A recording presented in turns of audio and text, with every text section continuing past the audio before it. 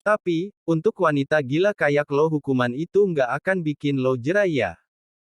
Darel mendekatkan wajah mereka, semakin dekat hingga embusan napas Darel cukup terasa di wajah Nia. Bapak mau apa? Sebenarnya. Jangan lihat saya sedekat ini.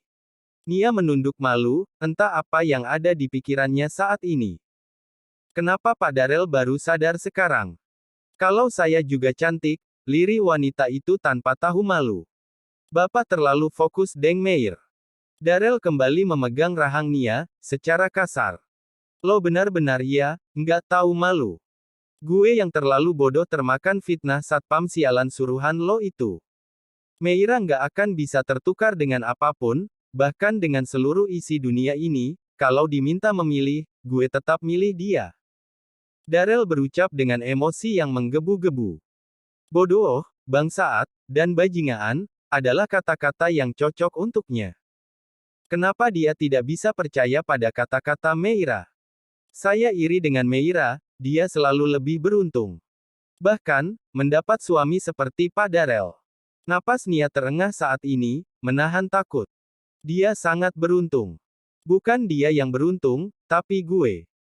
Dia perempuan baik, hatinya tulus, dia pantas mendapatkan semua kebaikan. Tapi karena lo, gara-gara lo sialan dia harus, Darel tidak meneruskan kalimatnya, tidak mampu untuk melanjutkan, wajah Meira akan terus membayangi pikirannya. Kalau Meira udah nggak bersedia lagi menjadi istri Pak Darel, siap gantikan. Benar-benar perempuan gila. Nasibnya sudah di ujung tanduk, dia masih mampu mempunyai pikiran seperti itu. Darel segera menjauhkan wajahnya. Cih, apa yang lo pikirin? Lo pikir, gue sudi ngelakuin itu, menjamah tubuh lo. Bukan gue tapi mereka. Darel memanggil ketiga orang suruhannya untuk mendekat. Jangan Pak. Teriak Nia. Kalian jangan mendekat, atau saya teriak. Ancam Nia. Teriak aja cantik, nggak ada yang dengar, ini gudang jauh dari pemukiman warga, sahut salah satu dari mereka. Gimana bos? Kita habisi dia. Sambung yang lainnya. Darel tertawa renyah, hingga suara tawanya menggema di ruangan. Nggak kita, tapi lo bertiga aja. Siap bos. Bak mendapat rejeki nomplok ketiga preman itu mendekati Nia dengan tatapan penuh asteris. Otak Darel masih berjalan dengan baik, saat ini. Dia tidak setega itu. Apalagi mendengar isak tangis dan rintihan Nia. Stop, titahnya. Biar gue bawa ke jalur hukum. Nia, lo siap-siap mendekam di penjara. Ini bukan ancaman. Darel benar-benar ingin melakukan itu, sampai perempuan serigala berbulu domba itu jera. Hampa, hati Darel terasa hampa. Pulang ke rumah, tidak ada sambutan seperti biasanya dari orang-orang tersayang. Biasanya, Bunda selalu melakukan itu. Entah jam berapapun dia tiba di rumah, Bunda selalu menyambutnya dengan banyak pertanyaan. Kamu udah makan belum? Gimana hari ini? Mana calon manantu Bunda? Kamu udah tua udah cukup umur untuk punya istri. Atau kata-kata dari ayah. Gimana? Ada kendala apa di kantor? Kamu bingung di bagian mana, nanti kita sama-sama belajar. Ayah yakin kamu pasti bisa, gagal sekali dua kali bukan masalah.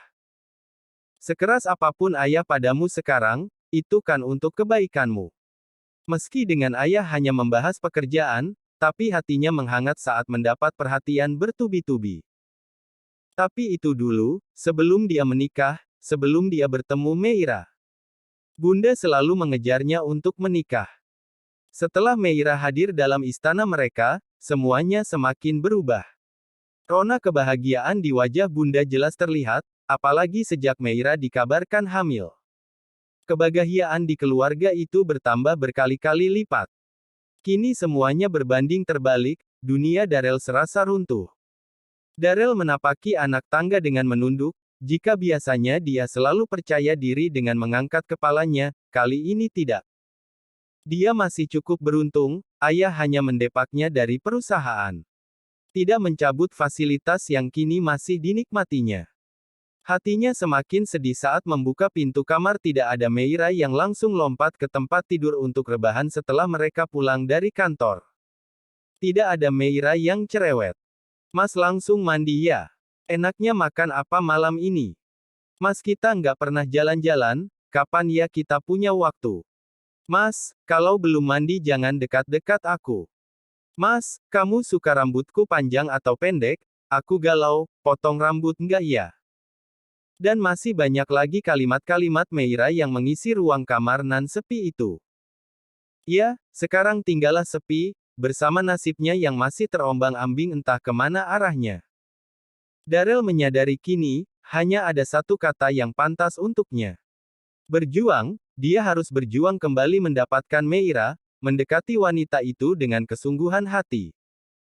Membuat Meira berubah pikiran untuk menarik kembali kata-kata pisah itu. Tak mau membuang-buang waktu, malam ini dia akan berangkat ke kampung halaman istrinya lagi. Tidak dengan pesawat, Darel pergi menggunakan mobil, menyetir sendiri tanpa sopir. 1 minggu rasanya cukup, memberi waktu pada istrinya untuk menenangkan diri. Sempat berpikir bahwa dia rasanya tak pantas untuk kembali bersama wanita itu. Tapi, sifat egoisnya tentu meronta-ronta dengan mengatakan apapun yang terjadi, Meira harus kembali menjadi miliknya, tidak akan pernah membiarkan orang lain mendekati apalagi memiliki. Luka yang Meira rasakan bukannya semakin mengering, justru semakin lebar dan rasanya semakin perih. Sudah 1 minggu lamanya Darel tak terdengar kabarnya. Sejak mereka bertengkar di ruang rawat. Sejak dia mengusir lelaki itu. Apa Darel benar-benar tak memperjuangkannya sedikit pun? Kata-kata perpisahan yang sempat Meira ucapkan hanyalah luapan emosi sesaat. Jauh di dalam hati dan jiwanya masih sangat menginginkan lelaki itu. Hampir gosong, Mei. Bu Arum menyenggol lengan sang anak, ketika melihat isi wajan penggorengan yang belum dibolak-balik oleh Meira. Pagi itu, mereka sedang menyiapkan sarapan. Iya bu, sahut Meira. Melamun terus, pikirkan sekali lagi ya kata-kata ibu. Perpisahan bukan jalan terbaik. Iya bu, tapi kayaknya cowok itu nggak bakalan balik lagi ke sini, Mei kan udah ngusir dia. Udah bilang mau pisah. Mungkin sekarang dia lagi seleksi nyari istri baru. Meira mendengkus kesal, bahkan dia tak sudi menyebutkan nama sang suami. Dia memikirkan Darel yang mungkin sudah menyerah akan hubungan mereka. Ya, wajar saja lelaki egois dan terkadang kasar seperti Darel, pasti menikah hanya untuk mengutamakan nafsu belaka. Dan akan dengan gampangnya mencari pengganti Meira sudah pasti. Cowok itu siapa? Gitu-gitu dia masih suami kamu, Mei. Nggak boleh begitu, dia kan udah minta maaf. Maaf, hanya mengucapkan kata maaf setelah ngelakuin kesalahan, anak TK juga bisa bu. Udah deh, Mei lagi nggak mau bahas dia. Ya udah, ibu tinggal sebentar ya. Mau kemana sih bu? Ke rumah Bu Titin, kan besok dia mau ada acara nikahan anaknya, ibu bantu-bantu di sana. Hati-hati bu. Nggak sarapan dulu. Enggak, ibu makan di sana aja. Nggak enak sama yang lain kalau terlambat. Ibu tinggal ya. Meira hanya mencoba mencari kesibukan, apapun akan dia lakukan di rumah, agar pikirannya tak hanya terfokus pada masalah mereka. Apalagi, Meira masih sering menangis di malam hari, sambil satu tangan ia letakkan di perutnya. Kini rahimnya kosong, tak ada lagi yang sedang tumbuh di sana. Usai menyiapkan telur dadar dan menggoreng tempe, kini Meira sedang menumis bumbu untuk membuat nasi goreng. Mbak, Laras tiba-tiba muncul dan berhasil mengangetkannya. Apa sih kamu, ngangetin aja. Meira menoleh pada gadis belia yang sudah siap dengan seragam sekolahnya itu. Mana ada? Mbak aja tuh yang kebanyakan melamun, sangkal Laras. Udah selesai belum mbak? Dikit lagi. Beberapa menit setelahnya, nasi goreng serta lauk sudah tersaji di atas meja. Aromanya benar-benar menggugah selera. Laras mengambil kotak bekal, dan langsung mengisinya dengan nasi goreng buatan mbaknya. Juga mengisi dengan beberapa lauk. Aku makan di sekolah aja mbak, takut telat, Soalnya biasanya kalau ibu yang masak, jam 6 udah selesai. Sindir Laras. Terserah kamu, mau makan di sekolah, makan di jalan, atau enggak kamu makan sekalian juga enggak apa-apa, sahut Meira dengan nada sewot. Ya Allah, baku kejamnya, lirih Laras. Aku pergi ya mbak. Laras menyodorkan tangannya untuk menyalami Meira sebelum berangkat. Ya, hati-hati, sahut Meira sambil menyambut uluran tangan adiknya. Wanita itu hanya menyiapkan sarapan. Namun, tidak memiliki selera untuk menyantapnya. Meira melangkah ke ruang depan, dan menuju teras. Kegiatan selanjutnya yang akan dia lakukan adalah mengurus bunga-bunga milik ibunya. Menyiram, menyemprot dan membersihkan dedaunan kering. Meira berdiri di teras rumah, sambil menyemprot salah satu bunga yang tertanam di pot gantung. Matanya memang tertuju pada bunga. Namun, pikirannya entah kemana-mana. Ingatannya cukup kurang ajar ketika terlintas kebersamaan dan adegan malam pertamanya dengan lelaki yang masih sah menjadi suaminya itu. Jika memang ku harus pergi, yakinlah, hatiku kamu, Meira menyanyikan sepenggal lirik yang cocok dengan apa yang dia alami saat ini. Ada gunanya juga ya ibu tanam bunga sebanyak ini, supaya aku ada kesibukan. Gumam Meira dalam hati. Mobil Darel menyusuri jalanan perkampungan yang asri, sejuk, dan menyegarkan mata. Apalagi di pagi hari seperti ini. Kiri dan kanan disambut oleh hamparan sawah yang luas.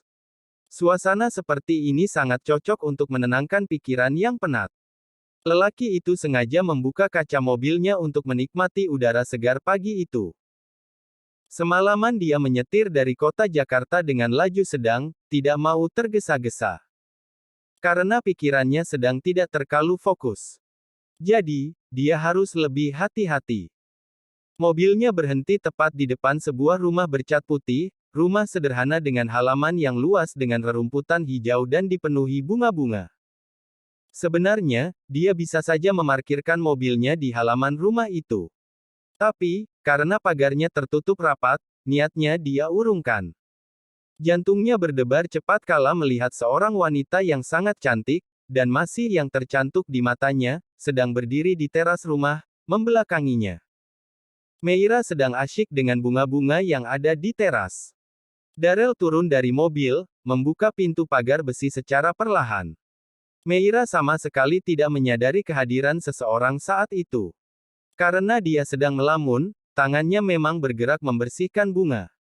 Tapi pikirannya menguar entah kemana-mana, dan hanya tertuju pada seseorang, yaitu Darel. Meira kini hanya mengenakan daster rumahan, berwarna biru dongker. Rambutnya dikuncir tinggi. Hanya seperti itu saja dia terlihat sangat cantik. Darel tak bisa membayangkan, andai mereka benar-benar berpisah, Meira pasti akan menjadi janda kembang di desa ini. Rebutan para lelaki hidung belang yang tak tahu diri. Membayangkannya saja, berhasil membuatnya emosi. Aku telah tahu, hati ini harus menghindar, namun kenyataanku tak bisa, maafkan aku terlanjur mencinta, ternyata hati tak sanggup melupa, Meira bernyanyi lagi, sambil menyemprot bunga tanpa tahu ada seseorang yang sudah berdiri di belakangnya. Kalau begitu, jangan menghindar dan jangan melupa, sahut Darel. Berhasil membuat wanita itu terlonjak kaget, hingga tangannya melepaskan alat semprotan bunga yang sedang dipegangnya.